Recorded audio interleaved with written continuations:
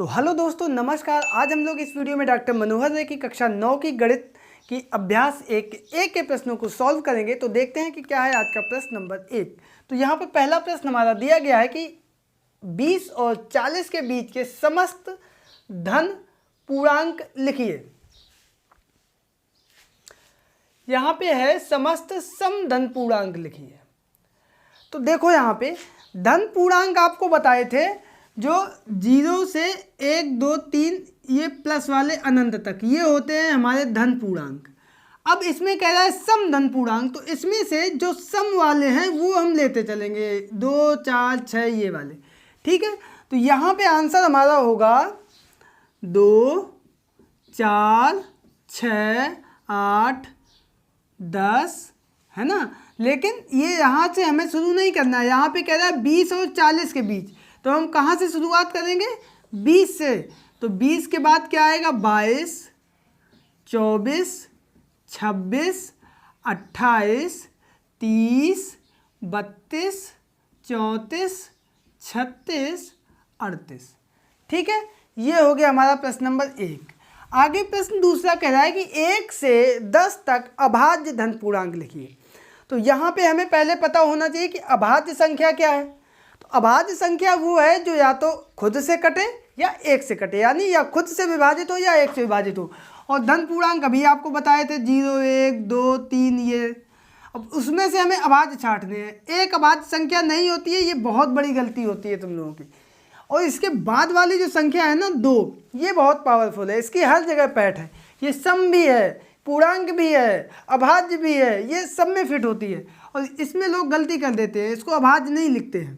तो सबसे छोटी अभाज्य संख्या हमारी 2 होती है, 2 के बाद 3 होती है, 3 के बाद 4 नहीं होती है, 4 सम है, 4 के बाद 5, 5 होती है, 6 में 2 का भाग चला जाता है, 7 किसी का भाग नहीं जाता है, 8, 9।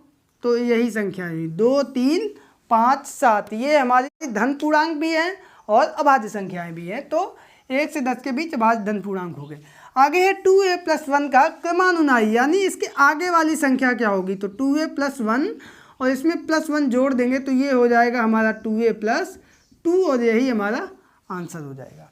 आगे प्रश्न कह रहा है कि 2/3 का योगात्मक प्रतिलोम। यहाँ पे बहुत ध्यान देना है। योगात्मक प्रतिलोम की जहाँ पे बात आती है तो वहाँ पे केवल चिन्ह बदल जाता है। यहाँ पे कोई चिन्ह नहीं, यानी प्लस का चिन्ह है तो यहाँ पे माइनस चिन्ह हो जाएगा और संख्या वही रहेगी, यही इसका योगात्मक प्रतिलोम हो जाएगा। ठीक है, आगे कह रहा है -5 का गुणात्मक प्रतिलोम। यहाँ पे देखो गुणात्मक प्रतिलोम में क्या होता है, संख्या पलट जाती है, अंश का हर हो जाता है, हर का अंश हो जाता है। यहाँ पे आप कहेंगे हर है नहीं कुछ, तो बटे में 1 हो गया, तो -5/1 का हो गया -1/5। ये चीज़ बहुत ध्यान रखो, प्रश्न इसमें एक आ ही जाता है, कंपटीशन में भी आ जाता है, योगात्मक प्रतिलोम और गुणात्मक प्रतिलोम। योगात्मक प्रतिलोम में संख्या वही रहेगी, चिन्ह बदलेगा, और गुणात्मक प्रतिलोम में चिन्ह वही रहेगा, अंश और हर के स्थान बदल जाएंगे। ठीक है, आगे p+q और p-q के योगात्मक प्रतिलोम लिखिए। तो यहाँ पर p+q का योगात्मक प्रतिलोम है ना, तो हम क्या करेंगे, सीधा सा चिन्ह बदलेगा, तो माइनस चिन्ह लगा देंगे, p+q ब्रैकेट जरूर लगाएंगे, है ना। ठीक, अब इसी तरीके से p-q का योगात्मक प्रतिलोम, तो ये माइनस का चिन्ह लग जाएगा p-q। बहुत ज़्यादा चाहो तो माइनस का अंदर गुणा कर दो, तो ये हो जाएगा -p-q, इधर हो जाएगा -p+q, और यही हमारा आ जाएगा आंसर। तो ये था प्रश्न नंबर 6 और अब चलते हैं प्रश्न नंबर 7। तो बच्चों यहाँ पर हमारा 7वां प्रश्न है कि x के किस मान के लिए 5 गुणे ब्रैकेट में 3 गुणे 2 बराबर ब्रैकेट में 5 गुणे 3 गुणे x कथन सत्य है। यहाँ पे देखो 5, 3, 2, यहाँ पे 5 और 3 और x है, यानी x किसकी जगह पर लिखा हुआ है? 2 की जगह पर। ठीक है, तो ये होता है हमारा प्रगुण, संवरक प्रगुण। याद रखो कौन सा प्रगुण होता है? संवरक। और इसमें होता क्या है? इसमें होता ये है कि संख्याएं वही होती है, पहले कोष्टक आगे लगा होता है और बाद में कोष्टक पहले लगा होता है। मतलब अगर 3 संख्याएं गुणे में लिखी हैं तो पहले किन्हीं भी 2 संख्याओं का गुणा कर दो, इन 2 का गुणा कर दो, 3 दूनी 6, और इधर 5 का तो 5 छक्का 30, और इधर अगर x की जगह पर 2 लिख देंगे तो इधर 5 तिया 15 और ये 15 दूनी 30, इधर भी 30 आ रहा है, इधर भी 30 आ रहा है। मतलब संवरक प्रगुण जो है वो लागू होता है गुणे में। तो उसका नियम ये होता है कि चाहे जिन दो संख्याओं का पहले गुणा कर दो। तो यहाँ पे x की जगह पे कितना लिखा है 2, तो यहाँ पे x का मान क्या होगा, x बराबर 2 के लिए कथन सत्य है। ठीक है, ये हो गया। आगे प्रश्न है कि पूर्णांकों में ऐसी कौन सी संख्या है जो स्वयं की योज्य प्रतिलोम है। यहाँ पे योज्य प्रतिलोम है। पहले एक प्रश्न किया था उसमें लिखा था योगात्मक प्रतिलोम, तो जो योज्य है वही योगात्मक है, दोनों एक ही शब्द है, कंफ्यूज मत होना है इसमें। अब यहाँ पे देखो 1 का योगात्मक प्रतिलोम -1, 2 का -2, 3 का -3, ऐसी कौन सी संख्या होगी जिसमें वही आए। तो उस स्थिति में शून्य का क्या होगा, शून्य का योज्य प्रतिलोम होगा -0, और शून्य में माइनस लगाओ या ना लगाओ कोई फर्क नहीं पड़ता है, यानी 0। तो हमारी ऐसी कौन सी संख्या है, संख्या है हमारी 0, यही हमारा आंसर हो जाएगा। आगे देखो, यदि a एक समधन पूर्णांक है तो a -1 a + 1 सम होगा या विषम। तो देखो a एक सम है तो सम में 1 घटेगा, यानी मान लो 6 एक सम संख्या है तो 6 में 1 घटा दो और फिर 6 में 1 जोड़ दो, तो 6 में 1 घटाएंगे तो भी विषम हो जाएगी, 6 में 1 जोड़ देंगे 7 तो भी विषम हो जाएगी। तो और 2 विषम संख्याओं का गुणा करेंगे तो वो भी देखो विषम संख्या आ रहा है। तो इसलिए प्रश्न कह रहा है कि यदि a एक समधन पूर्णांक है तो बताइए कि ये संख्या सम होगी या विषम। अब यहाँ पे 35 हमारी कैसी निकल के आई है, विषम, तो ये कैसी संख्या होगी, विषम संख्या होगी हमेशा हमेशा के लिए। ठीक है, आगे प्रश्न है कि संख्या रेखा पर 5 और 7 का योग कितना होगा। तो संख्या रेखा पर कैसे प्रदर्शित करते हैं, ये हो गई हमारी संख्या, यहाँ पे 0 रहेगा, पीछे भी चली जाती है संख्या। ठीक है, तो यहाँ 0 से 1 2 3 4 5 6 7 8 9 10 11 12। अब देखो 5, तो ये है 5 यहाँ तक। ठीक है, और उसके बाद 7, तो इसके बाद यहाँ से 1 2 3 4 5 6 7, तो यहाँ से आ गया ये। ठीक है, अब इनका योग करना है तो यहाँ से सीधा यहाँ तक हम गिनेंगे, कितना है 12, तो ये हमारा कितना आएगा, योग 12 आएगा। उस संख्या रेखा पर इस तरीके से हम इसको प्रदर्शित करते हैं। आगे प्रश्न है सत्य और असत्य हमें बताना है, बहुत ध्यान से देखना। 2 धन अभाज्य पूर्णांकों का गुणन, अभाज्य संख्याएं हैं और धनात्मक हैं, गुणा सदैव अभाज्य होता है। अब कोई भी 2 संख्याएं ले लो, जैसे एक मान लिया अभाज्य हमने ले ली 3, दूसरी अभाज्य ले ली 5, 3 और 5 का गुणा क्या हुआ 15। अब हमें ये बताओ ये 15 अभाज्य है कि नहीं है, अभाज्य है ही नहीं, होगी ही नहीं। क्यों, एक का दूसरे में भाग चला जाएगा, 15 में 3 का भी भाग जाएगा, 15 में 5 का भी भाग जाएगा, तो ये अभाज्य होगी ही नहीं। लेकिन प्रश्न कह रहा है कि क्या 2 धन अभाज्य पूर्णांकों का गुणनफल सदैव अभाज्य होगा, तो ये हमारा है असत्य। ठीक है, कैसा है, असत्य, आगे हम लिख देंगे असत्य। उसी तरीके से नीचे है कि 2 धन अभाज्य पूर्णांकों का योग सदैव अभाज्य होगा। फिर से वही काम करो, 3 में 5 जोड़ के देखो कैसा हुआ 8। अब 8 हमारी अभाज्य है क्या, अभाज्य तो छोड़ो, विषम भी नहीं है, यहाँ पे सम आ रही है, तो ये भी हमारा क्या हो गया, असत्य हो गया। आगे कह रहा है कि यदि a और b कोई 2 ऋण पूर्णांक हैं तो a धन b सदैव ऋण पूर्णांक होगा।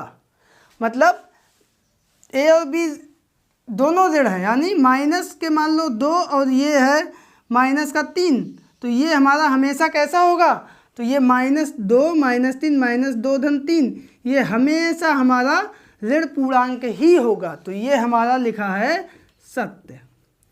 तो इस तरीके से आपने देखा कि पहला a और b दोनों असत्य हैं और c हमारा यहाँ पे सत्य है। तो ये था प्रश्न नंबर 11 और अब हम लोग चलते हैं अगले प्रश्न यानी प्रश्न नंबर 12 पर।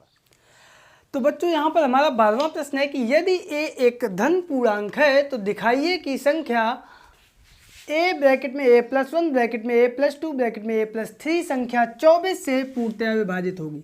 तो देखो यहाँ पे धन पूर्णांक हमारा 0 से शुरू होता है। ठीक है, तो 0 के बाद 0 होगा तब तो 24 से भाग चला ही जाएगा। 0 के बाद क्या आता है 1, तो हम 1 की जगह पर 1 रख के देखेंगे, a बराबर 1 रखने पे तो 1 और 1 2, 2 और 1 3, 3 और 1 4। अब ये देखो दुत्ती 6, 6 चौको 24, कितना आया 24 से विभाजित हुआ, a बराबर 2 रख के देखो तो क्या आएगा, यहाँ पे 2, 2 और 1 3, 3 और 1 4, 4 और 1 5। तो भी देखो यहाँ पे दुत्ती 6 चौको 24 पंचे, तो ये 24 गुणे 5 आया। कुल मिला के जितनी भी संख्या हम रखेंगे वो 24 के गुणा में ही आएगी।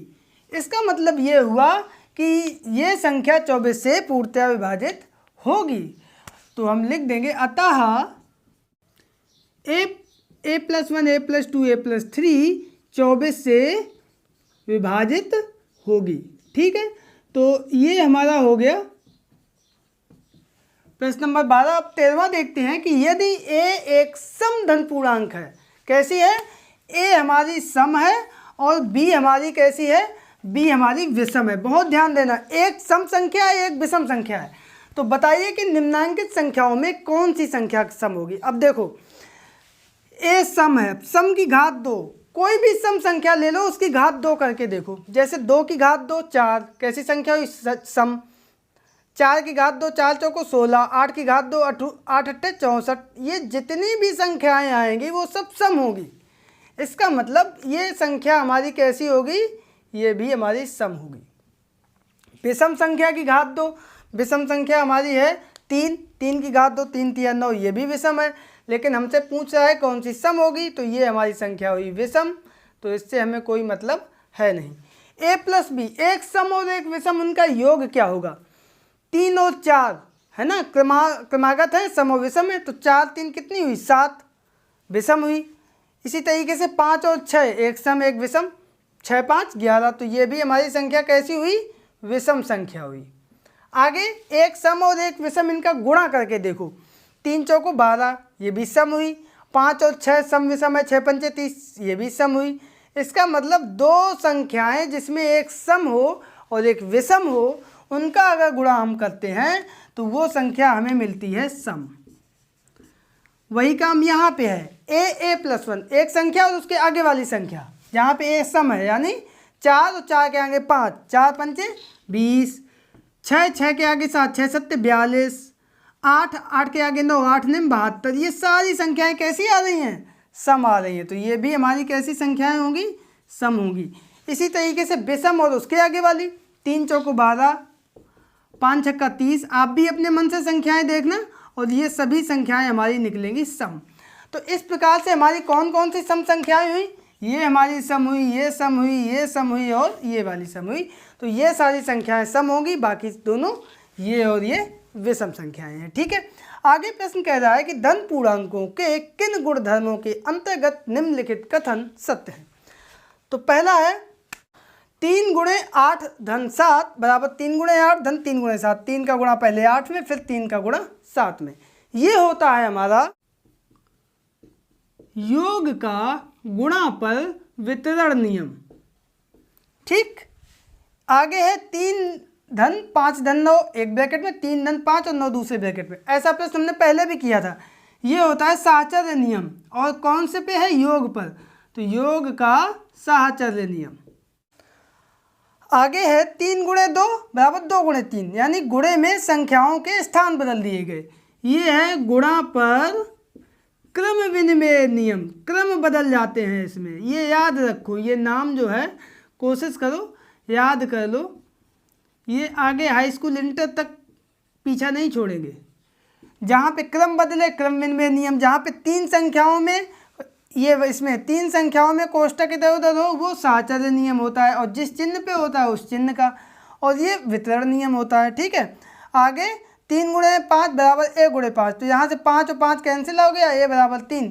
ये होता है निरसन नियम, हिंदी में इसको बोलते हैं निरसन नियम। ठीक है, तो ये नियम हो गए।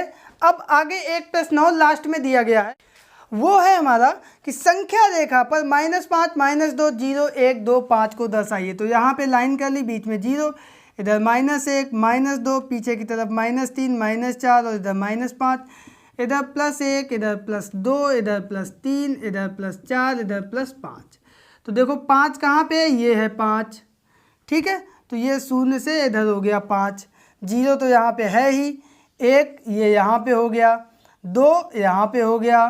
ठीक है, और -1 है नहीं, -2 ये यहाँ से ये हो गया -2, और -5 ये हो गया -5।